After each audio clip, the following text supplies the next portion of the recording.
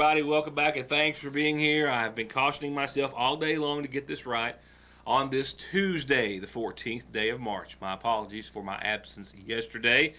The academic team from the Harold Whitaker Middle School, of course, we followed now for weeks, did go to the Governor's Cup competition, as did a host of schools from around the region and around the state as well. And I made the trek with Andrew and his team. The team didn't actually get back until late last night. The awards ceremony yesterday started late, lasted long. I made it back several hours before he, but not enough time to get a show put together. So my apologies, and we'll be playing catch up tonight, of course, as we will. And a little later on in the week, I did, of course, bring some pictures and video back from the academic meeting. We'll be able to share those with you hopefully very soon. Tonight I got a shared update on a Sayersville fire, which has now been confirmed to be arson, as was suspected by Sayersville Police Chief Paul Howard. I'll tell you what investigators found yesterday when they made it to Sayersville. And a host of other news and information, some breaking, some happening this evening, some happening over the course of the weekend while I was out. And we'll get to all of that in just a second after, well, we just give you a glimpse ahead weather-wise as to what's rolling in. Arctic air to start off with, just a few days from spring. We're now getting our first taste of winter in the past several weeks. An Arctic air ahead or above and ahead, I guess, for 2 days. We've got an Arctic freeze, a freeze warning in effect through Thursday. Temperatures will rebound to 50 by the end of the work week, but by the weekend they'll drop back to the 40s. High pressure actually builds in midweek, but even though it does, it's not going to do enough to get temperatures up tomorrow. Struggling to get out of the low 30s, I think, for everyone in the viewing area. We've got a lot more to talk about in your forecast as well. Not just a freeze warning, but we've got some more winter weather throughout, indeed, the forecast period. A couple of reports from neighboring Floyd County before we go any further. First has to do with former mayor of Prestonsburg, Jerry Fannin, the most recent of the viewing area or neighboring county officials, or former officials, if you will, to be charged with federal crimes. He pled not guilty earlier today after, of course, he was indicted in federal court just last month, accused of spending thousands of dollars of taxpayers' money to benefit the Eastern Kentucky Drillers, a football team which he was a supporter of and a part of as well. They claim that he spent more than $7,000 on the Drillers, and, of course, an audit prior to that, the 2015 audit by the state auditor's office accused him of using more than $100,000 in city funds. In one instance, profiting $97,000, selling a parcel of property to the Floyd County Rescue Squad for $100,000, which he had paid $3,000 for. That not a part of the indictment, but nevertheless a part of the recent history for the mayor, as he is, of course, no longer serving in that capacity, but he did officially plead guilty in federal court earlier today. Just because this next guy is behind bars doesn't mean that there might not be a few more bills out there, and it's something you always have to be on the lookout for. This is just the most recent report. The Kentucky State Police arrested a teenager over the course of the weekend, actually an 18-year-old man from Ohio who was caught passing counterfeit money at the Bull Creek Trade Center on Saturday. The Kentucky State Police says that after they got a complaint from one of the vendors there, they responded and discovered that she had received a $50 counterfeit bill from 18-year-old Wyatt west of Ohio, and that before he left her area, she noticed the bill was fake. She tried to apprehend him, keep him there. She did manage to get a picture of him as he tried to flee, and the suspect was nabbed just a short time later after they were able to get his license plate number. The Kentucky State Police also says that more than $1,000 of counterfeit money was confiscated from West after he was taken into custody. It's still under investigation right now. The Kentucky State Police is just advising anyone to check your 50s and check all your cash on a regular basis, because indeed, not the first, not the last time we'll hear of such a report. Here in Sayersville news, Sayersville Fire Chief Paul Howard gave me the following update just a few moments ago about not one but a couple of structure fires that happened here as of late, both at the same location and building. I'll let him outline the details that he has to share with you right after a quick break. Stay tuned. To get high-speed internet on their state-of-the-art fiber optic network for all of your home and business solutions, or to watch TV without a contract on over 200 digital channels with superb quality, or stay connected with family and friends with 24/7 telephone service you can always depend on, contact Foothills Broadband today. Or just click on their link to the right to find out how they're working to provide the latest in communications at affordable prices with exceptional service at Foothills Broadband. Indeed, two fires over several weeks, same rental property, one accidental, one ruled arson, and that fact now confirmed as well, as was initially reported by Sagersville Fire Chief Paul Howard after Kentucky State Police arson investigators arrived on scene yesterday. While they did confirm it was arson, they couldn't at this time confirm how or with what the fire was set. This was the scene of the first fire, as I reported earlier. This was on February the 3rd, a duplex, a rental property in Sugar Camp of Sagersville in the Dixie edition of Sagersville, where a water heater was the original source. Actually, some clothes and combustible materials had been piled up in the floor next to the hot water heater, ignited and caught on fire. Ironically, after the small fire began, it melted a PVC water supply line and extinguished the fire, so very little fire damage. There was some smoke and water damage done to the structure, and in fact enough that the tenant of the dwelling had to move until those repairs from the smoke and water damage could be made. Then later, late on a February 20th night, some 17 days later, no one still living in the residence, no utilities or electric on the structure. This was the fire that the Sagersville Fire Department responded to. Neighbors in the area telling the fire department that they heard what sounded like a large explosion just before they noticed smoke and flames billowing from the home. An explosion believed to be what literally blew out a large double window several feet into the front lawn. While on scene that night, Sagersville Fire Chief Paul Howard had reason to believe the fire indeed was arson, with utilities not connected, no electricity, and some other factors. And with that determination, he called for an arson investigator, which arrived on scene only yesterday. We had a Kentucky State Police arson investigator and a insurance cause and origin person for the insurance company came out to inspect a suspected arson we had in Sugar Camp 21 days ago. We found that it was arson, but unknown source of the ignition at this time. The time lapse, was that a concern or a factor in anything? Oh yes, arson is a major crime that is punishable by 20 years in the penitentiary.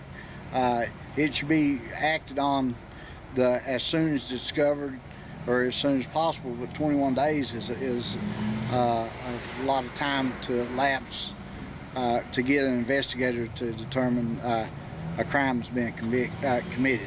So where does that leave you now? Are the investigators or? They're still investigating to see if they can get any leads on it or find some tips that they've already got on the people leaving the scene. But like I said, it's 21 days old. Howard says now, with no other determination on the cause, that they'll use other information and tips as he referred to, one being that residents saw a dark-colored car leave in a very hurried fashion only moments after they heard the explosion and saw the flames. They're checking with security cameras in the area and by other means to try to locate a vehicle that may have left the scene just after the fire was set. The property belongs to Ronald Puckett. It was a rental property, which was, as you can see, completely destroyed by the arson fire. In a follow-up, two sets of people still in the Big Sandy jail related to two separate cases involving serious and several counts of first-degree rape, sodomy, criminal abuse with victims under the age of 12. And police in one of the cases alleging torture as well, based on some of the documents that we've read. We expect a court hearing on at least two of the individuals later this week. In the first case, state police out of Post 9 arrested 36-year-old Paul Thomas Mullins of Warfield and 28-year-old Heather Klein of Painesville, both taken into custody on indictment warrants after being indicted in Martin County, but they were arrested actually by Painesville police on the 7th of this month, just days ago. Both Mullins and Klein have been charged with 12 counts each of first-degree rape, 9 counts of first-degree sodomy, and 16 counts of first-degree criminal abuse, all of a child less than 12 years of age. Mullins also was served with some outstanding bench warrants in his name as well. They're still lodged in the Big Sandy Regional Detention Center, and have been denied bond thus far. They are to be arraigned in Martin County Circuit Court this week, day after tomorrow. And in the second of two of the worst cases of alleged crimes against children that I have heard of in a long time, 77-year-old Edwin Moore of Lovely, as well as Lovely resident 39-year-old Marlene Evans, were arrested, taken into custody by the state police and the Martin County Sheriff's Department. Moore charged with one count of rape in the first degree, the victim under the age of 12, while Evans was arrested on charges of sodomy in the first degree, victim under the age of 12, sexual abuse in the first degree, possibly other charges pending as well. No arraignment date was given per the last court records that we had, but both remain lodged with no bond or bail set in the Big Sandy Regional Detention Center. More headlines in just a few moments. A 3-car accident reported on the Mountain Parkway here in Sagersville right around 5 o'clock. We're also getting reports that one of those vehicles may have fled the scene. We'll also give you some information on an investigation into a car fire over the course of the weekend. A car from out of state which has not been reported or missing or stolen or anything of that nature as of yet. Those in just a few moments. Right now, well, I got time for myself. It's a new week, and that means a new community calendar that starts off with a birthday wish, all brought to you by McGoffin Farm Bureau. That's right, a happy 15th birthday on today, the 14th day of March. Happy 15th birthday, Ryan Gunner Gilreath. From Mom, Brittany, Dad, Mama, Diana, and Harlow, they love you lots. It says a happy 15th birthday to Ryan Gunner.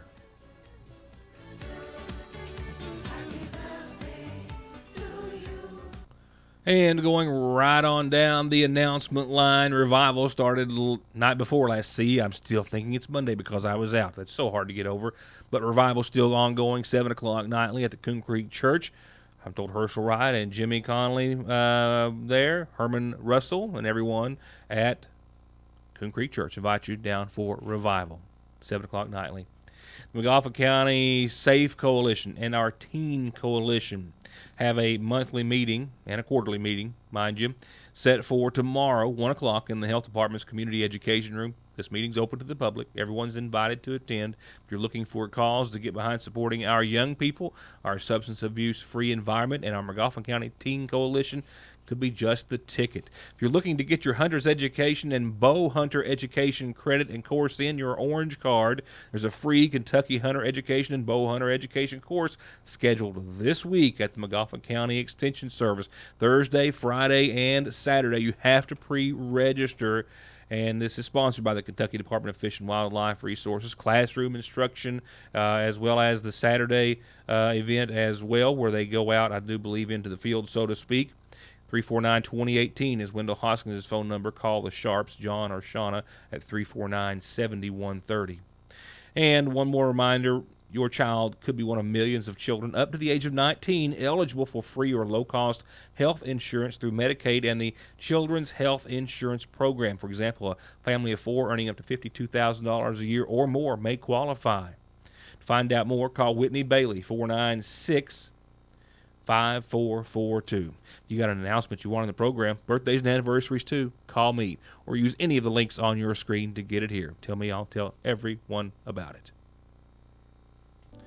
Turning to funeral service announcements, I came in over the course of the weekend and break to find out that services were held yesterday in honor of Julia Puckett Cottle, 86 of Clay City, formerly of McGoffin County, preceded in death by her husband Malcolm Cottle. She survived by a son, Malcolm, and a daughter, Brenda Little.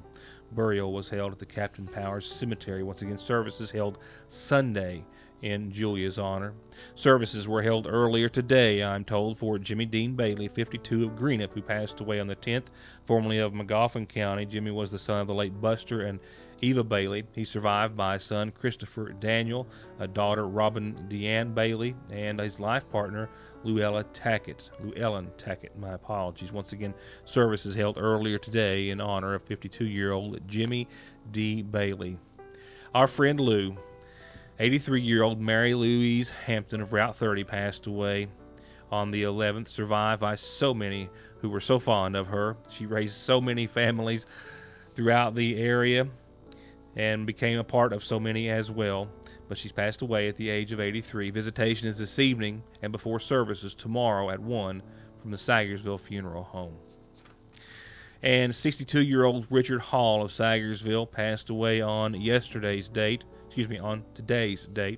He's the husband of Veronica Rudd Hall, who survives. Arrangements, I'm told, are being made by the family at this time and incomplete, but will be announced soon in honor of 62-year-old Richard Hall of Sagersville. And we've also learned of the passing of 53-year-old Rodney Doherty from Sagersville, from Bend Branch specifically. He passed away on yesterday. I've also confirmed through the McGoffin County Funeral Home arrangements being made in his honor and to be announced soon by the family.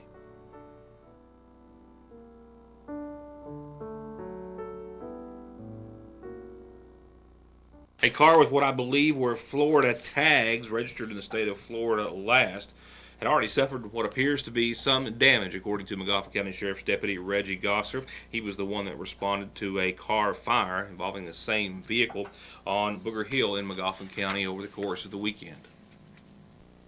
Not that I need to remind anyone, I think I'll just use it as a segue.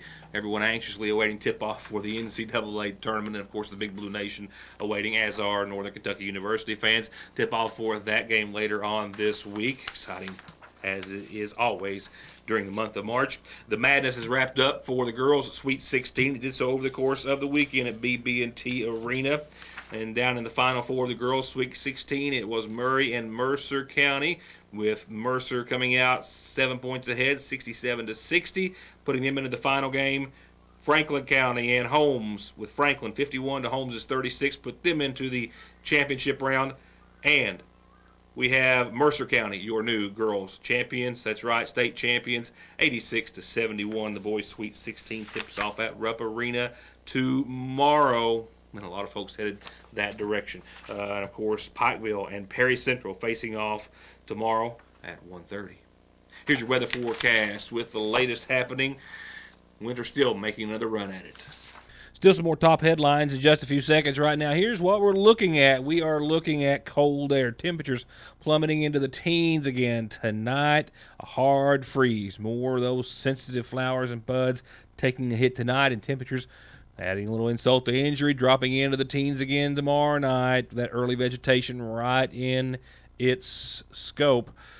An area of Arctic high pressure settling over eastern Kentucky this evening through Thursday, bringing some of the coldest air of what's been a very, very mild winter season. So a freeze warning in effect from 8 o'clock tonight through Thursday. Mostly cloudy skies tonight. I can't rule out a 20% chance of some very, very light isolated snow showers. And tomorrow, freezing, maybe partly sunny, and winds out of the northwest, 7 to 22 mile per hour. Gusts at times making it feel even colder than it actually is going to be. By Thursday, sunny and 43 nighttime lows, 27 degrees. And while we rebound to the 50s on Friday, 52, mostly cloudy with a 40% chance of some showers early and an 80% or likelihood of showers late. That rebound, temperature-wise at least, is short-lived. There's your weekend staring at you right now. Saturday, 45, mostly sunny.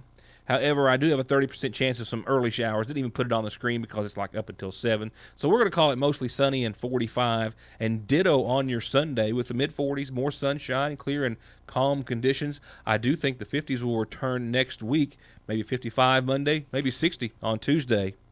And here's our last two reports tonight. Still under investigation. If you ask me, someone was out having a joyride in a car that may or may not have been theirs. That's still yet to be decided.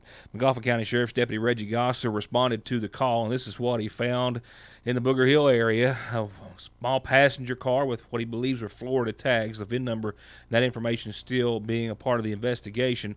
But nevertheless, someone in the area, some bystanders, saw this car on fire. It made it to the top of the bank, high-centered, and that's where it was left, neither set or caught on fire. Four-door passenger car, believed to be a foreign make. We'll have more details on that later. But Saturday around 5:30 is when the call came in.